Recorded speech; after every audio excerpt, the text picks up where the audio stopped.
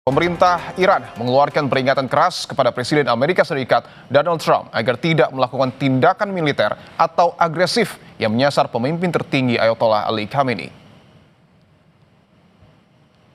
Juru bicara Angkatan Bersenjata Iran menegaskan pihaknya tidak akan segan membalas dengan kekuatan penuh jika Amerika Serikat berani mengganggu pemimpin tertinggi Ayatollah Ali Khamenei. Iran mengancam akan membakar dunia para agresor jika kedaulatan mereka disentuh.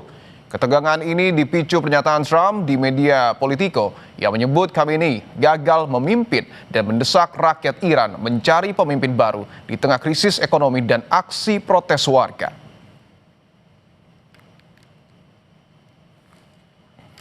ترامپ خیلی اهمیت نمیدیم.